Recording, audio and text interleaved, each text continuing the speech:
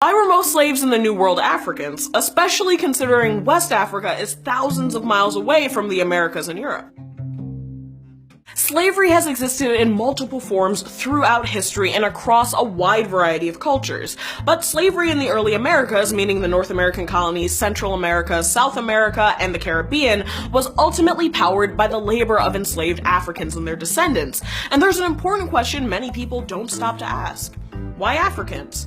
There was nothing inherent to the social or psychological makeup of West Africans and their descendants in the 17th through 19th centuries that made them more prone to enslavement. So, to get to the heart of our question, we should first ask ourselves, why did Europeans set out to colonize the Americas to begin with? Okay, so before I dive into the answers to these questions, I think it's important to note that there is no such thing as benevolent slavery, since any system that's predicated on the exploitation and extraction of labor through violence and force cannot be considered fair. However, the purpose of this rough timeline is to sketch a comparison without creating hierarchical values of assessing harm inflicted on enslaved people. To set the scene of the early American colonies, European powers such as Spain, followed by Portugal, the Dutch, British, and French, ventured out in search of conquest and capital. Their early explorations of the Americas, starting in 1492 and continuing up until the 18th century, weren't driven by wanderlust and a desire for adventure, no matter what Disneyfied versions of colonization we learned in the movie Pocahontas.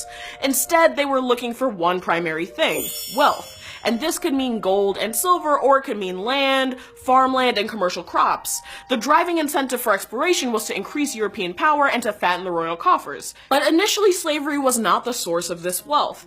The early Spanish colonists to Central and South America in the 16th century wrested control of silver and gold mines that had been controlled by Incan and Aztec empires.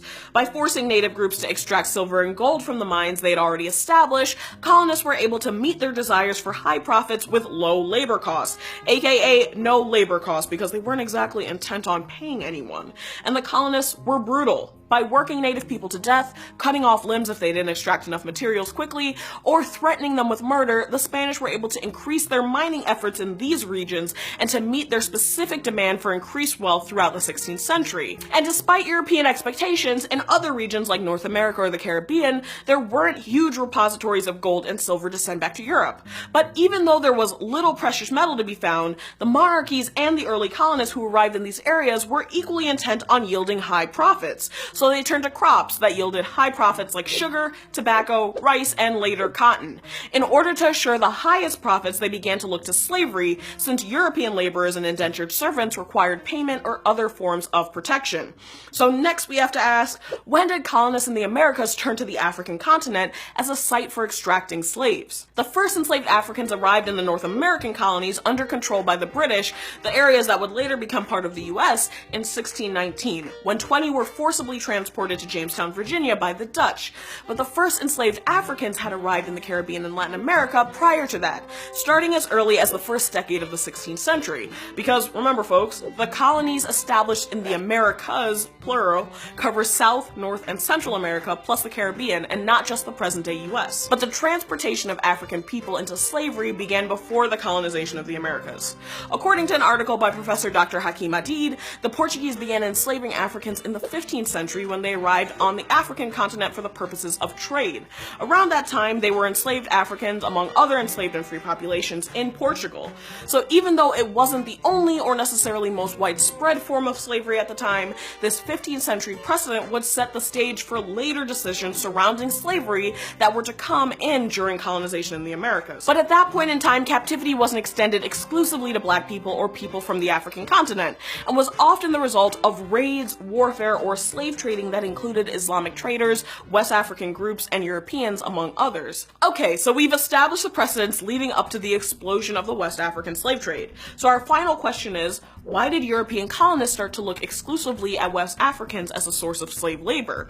And how did the emergence of chattel slavery in the Americas differ from pre-existing forms? Remember that the colonies were established to make money for royal families and wealthy colonists, and a small class of wealthy colonists who owned large plantations looked to increase their margins regions through not paying for the labor that generated their cash crops. So it wasn't that slavery was needed to develop the colonies, but rather that it was decided that this was the quickest way to enrich the people invested in getting rich. Black slaves continued to arrive in the Caribbean, North America, and South America through the 16th, 17th, and 18th century, and it wasn't until the 19th century that slavery began to be eradicated. However, by this point there was a large slave population in the Americas, and the condition of slavery was considered legally hereditary, with children taking the status of their mothers in perpetuity. When Europeans arrived in the Americas, colonists found that the previously established system that relied on enslaving conquered enemies was not functioning for several key reasons, namely, first, early attempts in the Americas to enslave Native Americans proved difficult because they had familiarity with the terrain of their own nations and land. As a result, the potential for escape or revolt was high. This made using a system of leading raids and then enslaving whoever lost the battle less achievable, since colonists had little to no idea how to survive in these new regions and often fell prey to diseases which Europeans had no immunity to, namely malaria. The subsequent rampant genocide of Native American people and the introduction of new diseases that decimated their population, namely smallpox from Europe, made widespread enslavement less possible. But by transporting people from West Africa to the Americas, European colonists wanted greater ability to control enslaved populations by making escape more challenging and reducing the risk of those who did flee blending into neighboring native nations. Although the fact that there continued to be slave revolts amongst enslaved Africans and their descendants proves that this calculation was often mistaken. Second, West Africa was often the source of forced and kidnapped laborers because of its proximity to seaports, which made contact between these three locations more possible. Also, laborers from West African countries were more familiar with the agricultural methods needed for mass cultivation of these kinds of crops in the New World. So, how does it all add up? Well, even though the slave trade brought an estimated 9 to 12 million people here from Africa as cargo, colonists eventually resorted to reproduction within the colonies as a method for sustaining slavery. This meant that slavery could be passed down as an inherited status from mother to child. And to justify this never-ending enslavement, we started to see the evolution of false race science and racialization used as a justification for why one group of people, specifically people of African descent, were the only ones who could be enslaved. But this shift erased the reality that prior to turning to West Africa as a labor source, slavery existed across racial lines and was dictated more by battles and military capture than by skin tone. The resulting idea we had about race evolved out of a desire by people engaging in the slave trade to find an after-the-fact justification for enslaving people from one specific region over others. This history of racialization is covered in our episode on the origins of race in the USA, so check that out if you want to learn more. So, what do you think? Got anything to add to this historical puzzle? Any other resources or thoughts to share? Drop them down below, since this is obviously a much bigger timeline than I was able to fully cover today, and be sure to dig down into the works cited to keep reading. So that's it for now, and we'll see you next week.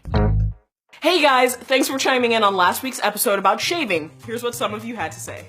Kelsey Ayongo on Facebook pointed out that in the medieval period, it was considered fashionable for women to have high foreheads, and some shaved back their hairlines to achieve this desired effect.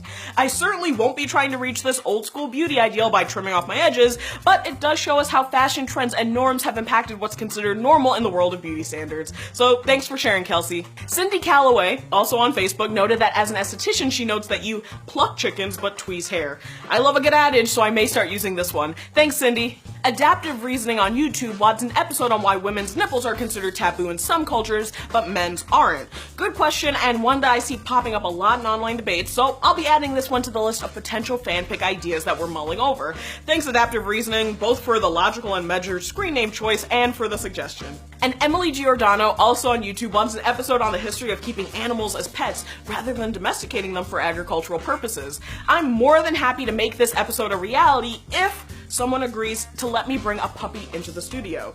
I'm not saying if I don't get a puppy that it's a complete deal breaker, but I also really want a dog. So thanks for the suggestion, Emily. That's it for this week. Remember to keep sharing, subscribing, and following on Facebook and YouTube, and I'll see you here next week, hopefully with a puppy.